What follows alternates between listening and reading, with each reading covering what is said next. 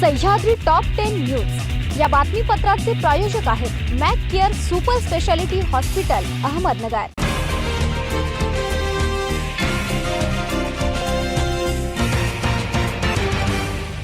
प्रेक्षको नमस्कार, मी दिशा न्यूज 24 सह्याद्रीमध्ये तुमचं स्वागत। पाहूया अहिल्यानगर जिल्ह्यातील महत्त्वपूर्ण बातम्यांचा आढावा सह्याद्री टॉप 10 मध्ये। अन्न व औषध प्रशासनाच्या आयुक्त पदाचा पदभार स्वीकारल्यानंतर सनदी अधिकारी तुकाराम मुंडे यांनी राज्यभरात भेसळखोराविरोधात धडक कारवाया सुरू केली असल्याने या झंझावाताचे लोण आता शिडीत पोहोचले आहे। इव्हन स्थानिक अधिकारी शांत बसताना आता त्याच अधिकाऱ्यांनी छापेमारी सुरू केल्याने भेसळखोरांचे धाबे दणदणले आहे। नेवासा तालुक्यातील जुने भालगाव येथे सोमवारी नदीच्या पाण्यात बुडून दोघांचा मृत्यू झाल्याची घटना घडली असून या घटनेमुळे भालगाव परिसरात शोककळा पसरली आहे। मृतांमध्ये भास्कर देवराव तनपुरे आणि स्थानिक सार्थक गणेश निमसे यांचा समावेश आहे। दोघांनीही धार्मिक कार्यक्रमाची विशेष आवड होती। जुने भालगाव येथील प्रसिद्ध महादेव मंदिरात दर सोमवारी कीर्तन व भंडाऱ्याचा कार्यक्रम आयोजित केला जातो। सोमवारी झालेल्या भंडाऱ्याच्या तयारीत व स्वयंपाकाच्या कामात दोघांनीही उत्साहाने सहभाग घेतला होता। पाथर्डी तालुक्यातील खरवंडी कासार येथे सोलापूर स्थानिक गुन्हे शाखेच्या पथकावर गोळीबार प्रकरणातील 3 जणांना पोलिसांनी मंगळवारी अटक केली आहे। 11 जून 2024 पर्यंत तिघांना पोलीस कोठडीत ठेवण्याचे आदेश येथील न्यायाधीशांनी दिले आहेत।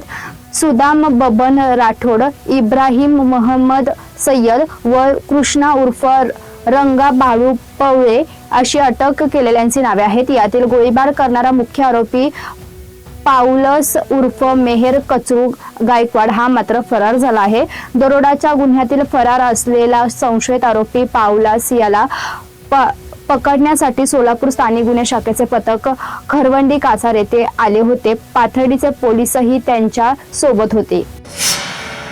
राहता शहरात एका 14 वर्षीय अल्पवयीन बालिकेला जबरदस्तीने रिकाम्या फ्लॅटमध्ये ओढून नेऊन हात तोंड बांधून विनयभंग केल्याची आणि जीवे मारण्याची धमकी दिल्याची अत्यंत धक्कादायक घटना उघडकीस आली आहे। या प्रकरणी राहता पोलीस ठाण्यात आरोपी हरिदास अर्जुन गायकवाड याच्या विरोधात भारतीय न्याय संहिता आणि बालकांचे लैंगिक अपराधांपासून संरक्षण कायद्याअंतर्गत विविध कलमान्वयानुसार गुन्हा दाखल करण्यात आला आहे। मंगळवारी राहता बाजार समितीत कांदा आणि डाळिंबची आवक झाली। कांद्याला प्रति क्विंटल सर्वाधिक 2200 रुपये तर डाळिंबला प्रति किलोला 250 रुपयापर्यंत भाव मिळाला। मंगळवारी राहता बाजार समितीत कांद्याला प्रति क्विंटलला सर्वाधिक 2200 रुपये भाव मिळाला। कांद्याची राहता बाजार समितीत 8,838 गोण्यांची आवक झाली। कांदा नंबर 1 ला 1,600 ते 2,200 रुपये प्रति क्विंटल भाव मिळाला। कांदा नंबर 2 ला 1,100 ते 1,550 रुपये भाव मिळाला। कांदा नंबर 3 ला 400 ते 1,500 रुपये भाव मिळाला। गोल्टी कांदा 500 ते 1,200 रुपये भाव, जोड कांदा 300 ते 600 रुपये प्रति क्विंटलला भाव मिळाला। कांद्याच्या 20 गोण्यांना 2,100 ते 2,200 रुपये आवक झाली। सह्याद्री टॉप 10 मध्ये घेऊया एक छोटीशी विश्रांती। रोखोक पत्रकारिता, निर्भीड बाणा आणि कणखर भूमिका, महाराष्ट्राचा सखा, सत्याचा पाठीराखा, शब्दांचं सामर्थ्य, विश्वसनीयतेची उंची, न्यूज 24 सह्याद्री।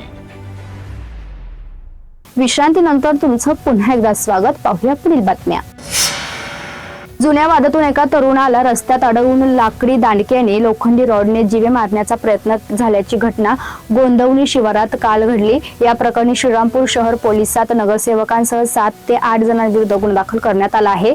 या घटनेला टोळी युद्धाची झालर आहे का या दिशेने पोलीस तपास करीत आहेत। जगप्रसिद्ध शनिशिंगणापूर येथील शैनेश्वर देवस्थानवर प्रशासन राज आल्यापासून देवस्थान मार्फत चालवले जाणारे प्रसादलय चक्क गेल्या 9 महिन्यांपासून बंद आहे। परिणामी दररोज हजारो भाविकांना गैरसोयीचा सामना करावा लागत असून प्रसादलय तातडीने सुरू करण्याची मागणी होत आहे। शैनेश्वर देवस्थानामार्फत भाविकांसाठी अल्प दरात प्रसादासाठी व्यवस्था करण्यात येते। त्यासाठी देवस्थानचे वाहनतळाजवळ भव्य प्रसादलय आहे। या प्रसादलयात दररोज सुमारे 2-2.5 हजार भाविक भोजनाचा लाभ घेत होते। चपाती, भाजी, शिरा, वरण, भात यांसह विविध पदार्थाचा महाप्रसाद उपलब्ध करून दिला जात होता। देश विदेशातील भाविकांकडून या उपक्रमाचे कौतुक होत होते। शेतकरी कर्जाच्या विळख्यात सापडलेला असताना सत्ताधारी महायुतीतील शिवसेनेतील शेतकरी सेनेचे आता राज्य सरकारविरुद्ध आक्रमक भूमिका घेतली आहे। शिवसेना शेतकरी सेनेचे प्रदेश उपाध्यक्ष रवींद्र मोरे यांच्या नेतृत्वाखाली नगर मनमाड महामार्गावर मंगळवारी चक्का जाम आंदोलन करण्यात आले। आषाढी वारी पालखी सोहळ्यासोबत जिल्ह्यातून मार्गक्रमण करणाऱ्या वारकऱ्यांना सोयी सुविधा उपलब्ध करून देण्यासाठी पुण्यश्लोक अहिल्यादेवी होळकर ग्रामीण तीर्थक्षेत्र विकास योजनेअंतर्गत अहिल्यानगर जिल्ह्याला 3,86,00,000 रुपयांचा निधी मंजूर झाल्याची माहिती पालकमंत्री राधाकृष्ण विखे पाटील यांनी मंगळवारी पत्रकारांद्वारे दिली आहे। तुम्हाला प्रशासनाकडून मिळणारा पगार जनतेने दिलेल्या करातून दिला जातो, त्यामुळे ठराविक पक्षाच्या नागरिकांची कामे करू नका। तुम्ही जनतेचे सेवक आहात। तुमच्याकडे जो आपली अडचण घेऊन येईल, आपले काम घेऊन येईल, त्यांना मदत करून त्यांच्या अडचणी सोडवा। येणाऱ्या सर्व नागरिकांची कामे लवकरात लवकर कशी होतील याची काळजी घ्या। ठराविक पक्षाचा कार्यकर्ता म्हणून काम करू नका, लोकसेवक म्हणून काम करा, असे खडेबोल तहसील कार्यालयात घेतलेल्या पंचायत समितीच्या जनता दरबारात आमदार आशुतोष काळे यांनी अधिकाऱ्यांना सुनावले। पंचायत समितीच्या सर्व विभागातील अनेक नागरिकांची अडकलेली कामे त्वरित मार्गी लावण्यासाठी संबंधित विभागाचे अधिकारी व नागरिकांना एकाच वेळी समोरासमोर घेऊन नागरिकांच्या अडचणी आमदार आशुतोष काळे यांनी आपुलकीने जाणून घेत कामचुकार अधिकाऱ्यांना खडेबोल सुनावले। या जनता दरबारात अनेक नागरिकांनी आपल्या अडचणी आणि प्रश्न आमदार आशुतोष काळे यांच्यापुढे मांडले। यावेळी त्यांनी शिक्षण, आरोग्य, पशुसंवर्धन, घरकुल बांधकाम विभाग, जल जीवन, मनरेगा अशा विभागाच्या कामांचा आढावा घेऊन उपस्थित अधिकाऱ्यांना चांगलेच धारेवर धरले। काही ग्रामसेवकांबाबत नागरिकांच्या वारंवार तक्रारी कशा येतात, यापुढे तक्रारी आल्या तर मी तुमची तक्रार केल्याशिवाय राहणार नाही, असा सज्जड इशारा कामचुकार ग्रामसेवकांना त्यांनी दिला। यावेळी गटविकास अधिकारी संदीप दळवी, कर्मचारी शंकरराव काळे, सहकारी सहकार कारखान्याचे व्हाईस चेअरमन प्रवीण शिंदे, कारभारी आगवण कारखान्याचे संचालक सुधाकर रोहोम, दिलीपराव बोरनारे आदी मान्यवरांसह पंचायत समितीच्या विविध विभागाचे अधिकारी, राष्ट्रवादी काँग्रेसचे पदाधिकारी तसेच विविध गावातील नागरिक अधिकारी मोठ्या संख्येने उपस्थित होते। तालुक्याची पंचायत समितीच्या अंतर्गत जे काही विविध विषय या जनता दरबारमध्ये आले, प्रामुख्याने घरकुलाला वाळू मिळणं हा फार मोठा विषय आणि टंचाई म्हणजे जरी बऱ्यापैकी यावर्षी पाऊस झाल्यामुळं आणि पाण्याची पातळी चांगली असल्यामुळं टंचाई आपल्याला एवढी जाणवली नाही। काही ठिकाणी थोडेफार मायगाव देवी असेल, काही गावांमध्ये टंचाई जाणवली कारण तिथं काही कामं पेंडिंग होते, त्यामुळं तो विषय जरी असला पण आता पुढं जे काही पावसाळा येतोय, शाळा सुरू होणार आहे, त्या अनुषंगाने शिक्षक उपलब्ध करणं असेल आणि एकंदरीत पाणी पुरवठ्याच्या ज्या काही योजना अपूर्ण आहेत ते पूर्णतेकडे जाण्यासाठी जो काही निधी त्यांना अपेक्षित आहे लवकरात लवकर येऊन त्या गावच्या पाणी पुरवठा योजना पूर्ण होतील आणि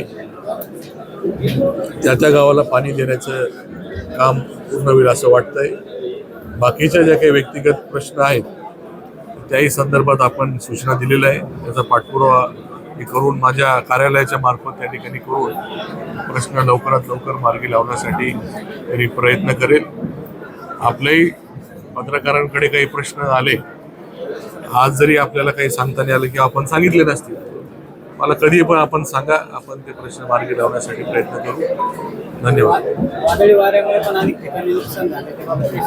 वादळी वाऱ्यामुळे जे काही नुकसान झालेलं आहे हे 2-3 वेळेस हे झालं, ते जे काही शेतकऱ्यांचं नागरिकांचं नुकसान झाले त्यांचे पंचनामे करण्यासाठी सूचना अधिकाऱ्यांना दिलेल्या आहे। त्यांचे जर कोणाचे पंचनामे राहिले असतील, आपल्यापर्यंत जर माहिती आली, त्यांचं पण लवकरात लवकर आपण पंचनामे करून घेऊ, तेही आपण त्या ठिकाणी सांगावं।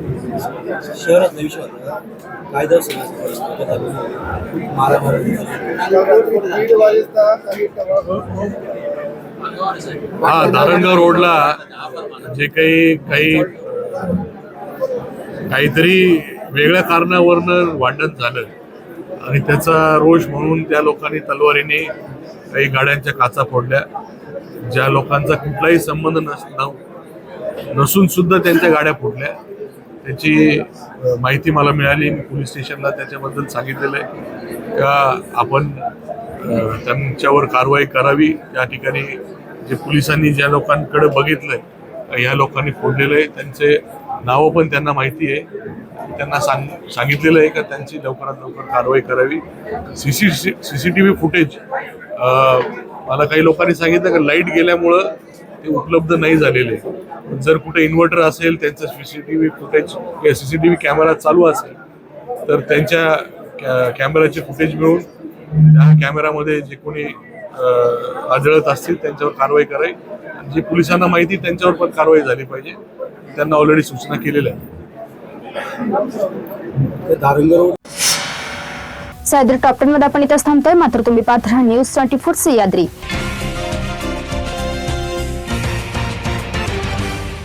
सह्याद्री टॉप 10 न्यूज या बातमीपत्राचे प्रायोजक होते Mac care super speciality hospital, Ahmednagar.